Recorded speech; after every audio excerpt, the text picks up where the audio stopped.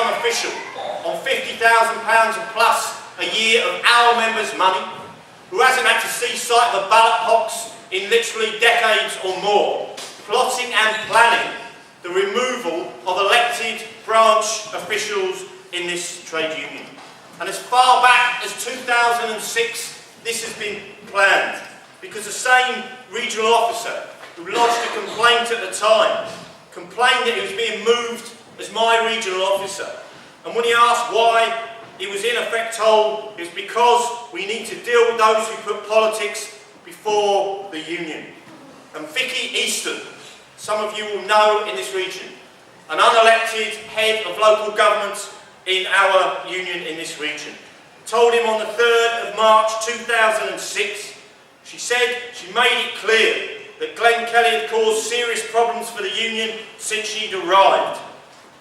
And in effect, that Glenn Kelly's political loyalties meant that they needed someone fresh in that branch.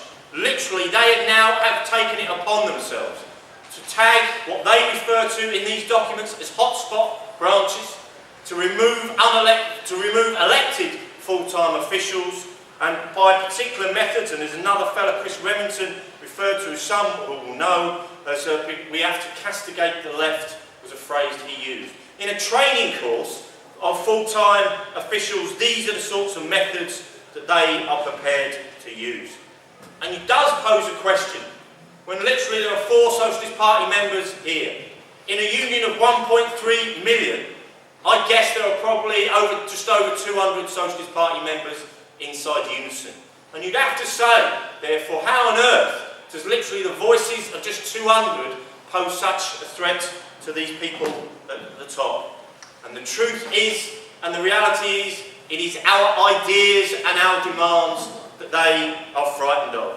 They are frightened stiff that literally we echo the voice of the rank and file of our union and pose an alternative and a threat to them.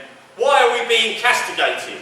Because we raise demands of the election of all full-time officials on a worker's wage. How can it be right that inside Unison, where the average wage of a member is no more than £18,000 to £20,000 a year, and yet our General Secretary lives on £137,000 a year of our money? What does he know of the problems of paying the gas, the electricity, the rent or the mortgage? And that is one of the reasons that we have been picked on.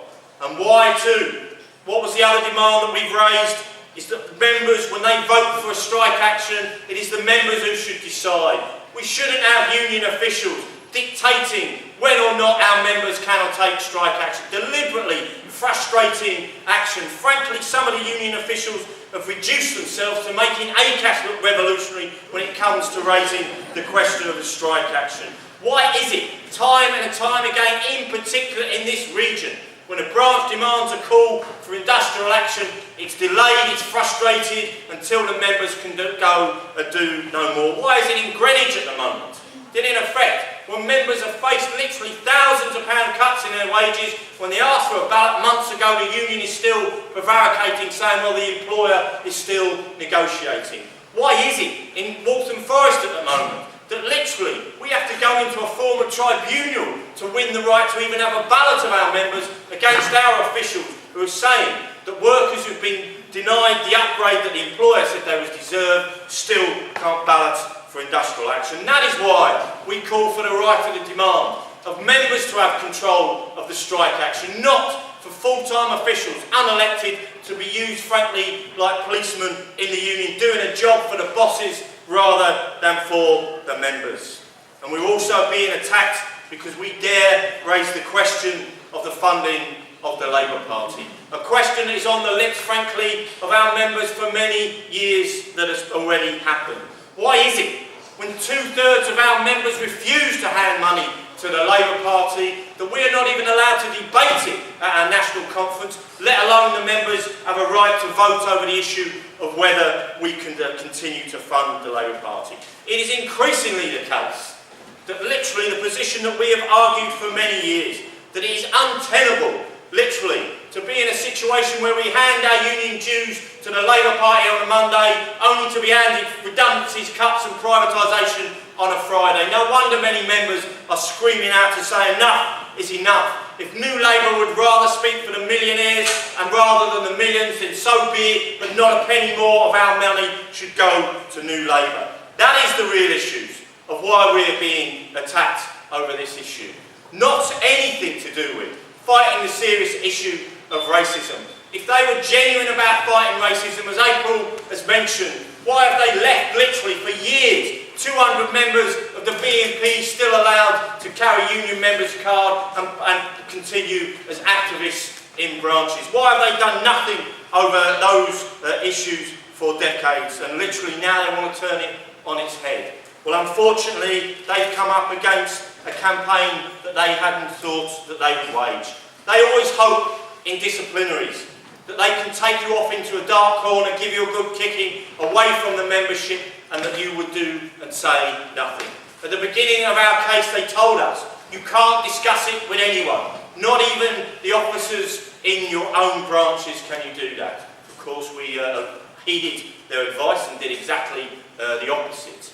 And we are proud. But the fact is that it is now nearly 2.5 years and they still haven't got us. We are continuing this fight, yes, through every means possible, and we will drag them through the courts at every stage that we can at this moment in time. It is a scandal to think that we have more chance of getting justice out of the courts than we do out of our own trade union. And we continue this campaign because we know from the support that we've got that yes, they are on the run. They think they're going to get away with imposing this ban. But as far as we are concerned, we are going nowhere. There is a war to be waged in this union, not simply for the defence of our jobs, our services and our wages and conditions, but also against those who believe that the union is their personal fiefdom for them to do as they want at the top, do at the tops. I believe that it is a battle ultimately over ideas. What are the strategy and tactics needed to defend our members' jobs and conditions? And I am convinced, no matter what the outcome of this disciplinary process, it is a battle that we must and we will win in order to reclaim the union for the ordinary members, to ensure that we have a genuine fighting and democratic trade union. Thanks very much, folks.